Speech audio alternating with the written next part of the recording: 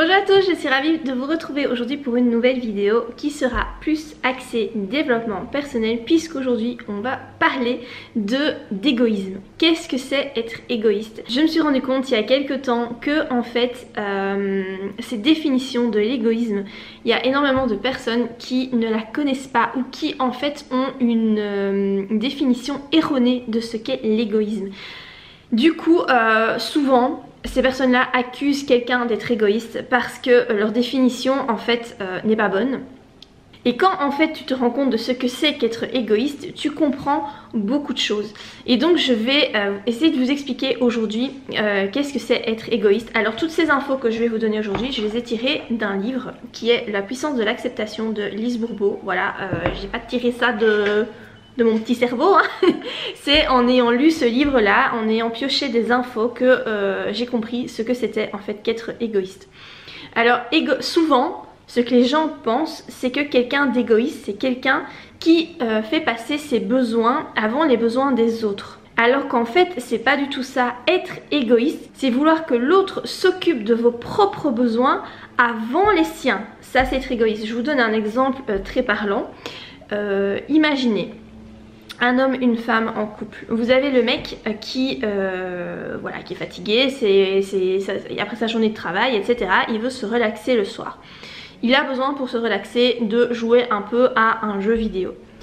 Et donc t'as sa copine qui vient à côté de lui, qui commence à piquer une gueulante en disant « T'es vraiment qu'un égoïste, tu pourrais plutôt venir regarder le film machin ou L'amour est dans le pré, je sais pas, à la TV avec moi. » Qui est égoïste dans cette situation-là? Est-ce que c'est le mec qui a pris en compte son besoin d'être un petit peu seul et de se distraire dans sa bulle en jouant à son jeu vidéo? Ou est-ce que c'est la fille qui est égoïste en râlant sur son mec parce qu'elle a envie de regarder un film et elle veut que lui vienne regarder le film avec elle et donc elle l'accuse d'égoïste? Je pense que rien qu'en vous donnant cet exemple, vous avez tout à fait compris que c'est la fille qui, dans ce cas-ci, est égoïste. Il faut bien se rendre compte qu'en général c'est la personne qui traite l'autre d'égoïste qui en fait est elle-même égoïste. Là dans ce cas-ci la fille traite son mec d'égoïste, en fait c'est elle-même qui l'est.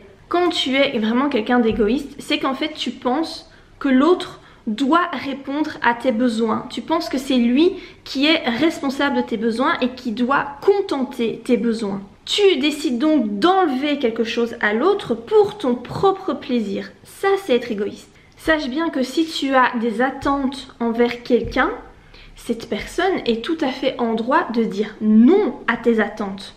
En te disant non, il ne t'enlève rien, c'est juste que il n'accepte pas de combler ton besoin. Bien sûr, tout le monde, on est tous en droit de demander des choses. C'est normal, tu peux demander des trucs, genre ici je reprends l'exemple de la fille, elle aurait pu tout simplement lui demander, dis ce soir j'ai besoin que tu sois un peu avec moi, est-ce que tu peux regarder le film avec moi? Le mec n'est pas obligé d'accepter. Si lui, son besoin à lui c'est d'être un peu seul parce qu'il a besoin vraiment d'être dans sa bulle, il est tout à fait en droit de dire non à la demande de sa copine. C'est pas pour ça qu'il est égoïste et la fille ne doit pas l'accuser d'égoïsme pour autant. Souvent il y a beaucoup de personnes qui pensent que si l'autre dit non et que donc ne veut pas répondre à ton besoin, souvent on pense que c'est en fait parce que l'autre ne nous aime pas. Alors qu'en fait c'est pas du tout le cas, c'est juste que l'autre décide de répondre à son besoin. Ce qui est normal, voilà, on doit pouvoir répondre à notre propre besoin en premier. Et il a tout à fait le droit de dire non aux attentes de l'autre et ce n'est vraiment pas parce que c'est un manque d'amour, c'est juste que c'est normal de faire passer son besoin en premier lieu. Je pense aussi que souvent quand on nous dit non pour quelque chose et que du coup après on se met à traiter l'autre d'égoïste, c'est juste parce qu'en fait on n'arrive pas à concevoir que l'autre nous dise non à notre demande. En fait l'autre dit non à la demande qu'on lui fait, il dit pas non à nous, il dit non à la demande. Chacun de nous a des besoins et a des limites et il faut bien intégrer ça du fait qu'on n'est pas venu au monde pour répondre aux besoins des autres. On n'est pas obligé de dire oui à tout le monde, on n'est pas obligé de consentir à ce que tout le monde nous demande. Dans son livre, Lise Bourbeau explique aussi qu'en fait il y a une grande différence entre plaire et aimer et que la plupart des gens ne savent pas qu'il y a une différence entre les deux. Plaire, c'est vouloir faire plaisir à l'autre. Et quand on aime quelqu'un, c'est vraiment illusoire de croire qu'on voudra tout le temps faire plaisir à l'autre et qu'on devra tout le temps lui plaire. C'est pas parce que parfois, je sais pas moi, dans un couple, l'autre s'habille pas comme voilà, le mec met genre une chemise que la femme aime pas du tout, ou l'inverse, hein, la femme achète une nouvelle robe et le mec aime pas du tout. Si le mec lui dit bah ça me plaît pas trop ta tenue, ça veut pas dire en fait qu'il l'aime pas, c'est juste que la tenue ne lui plaît pas. Et on ne peut pas plaire à tout le monde, ni plaire tout le temps à tout le monde.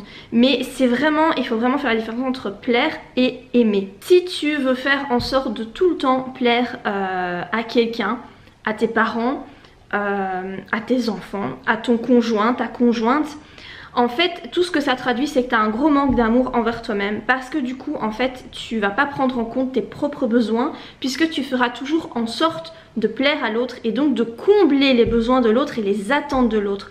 Or, je répète, on n'est pas sur terre pour combler les attentes des autres. Du coup, si tu agis comme ça, pour toi, tu te dis que si tu l'aimes, ça veut dire que tu dois tout faire pour lui plaire.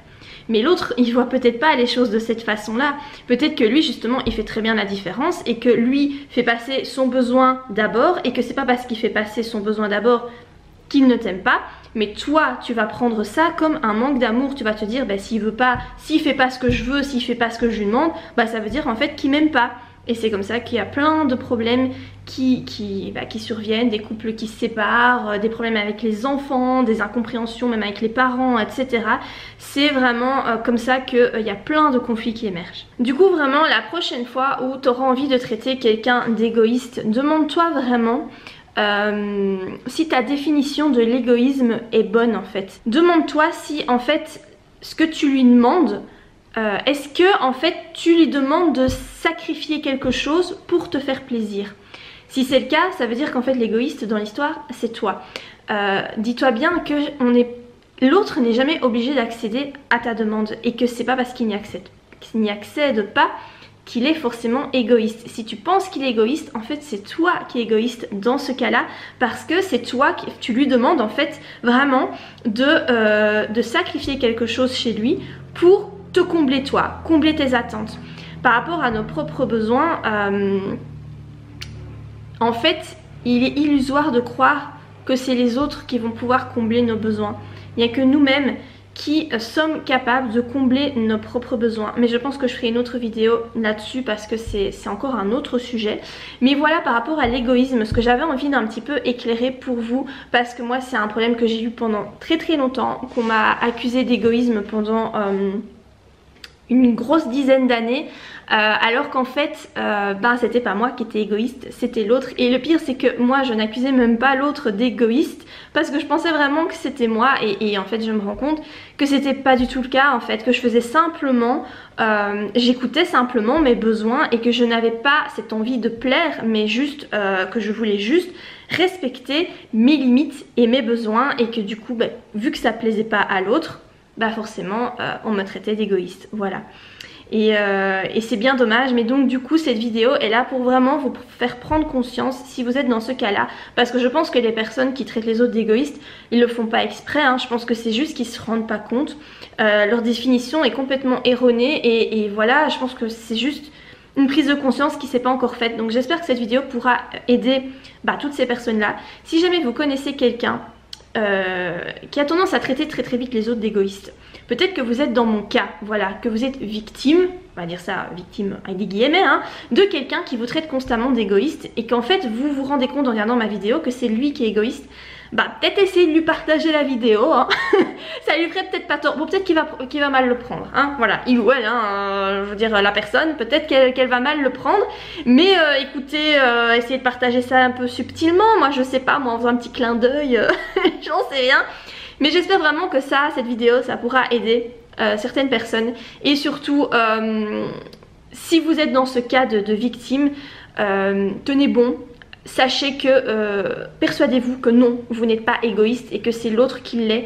Et voilà, et essayez de ne pas intégrer ça pour vous si vous avez réalisé qu'en fait non, simplement vous répondez à vos besoins à vous. Voilà pour cette vidéo, écoutez, j'espère qu'elle vous a plu, hein. Si c'est le cas, n'hésitez pas à la liker, n'hésitez pas non plus à vous abonner à ma chaîne si vous ne voulez rater aucune autre vidéo liée au développement personnel. Et moi je vous dis à très bientôt pour de prochaines vidéos. Bye!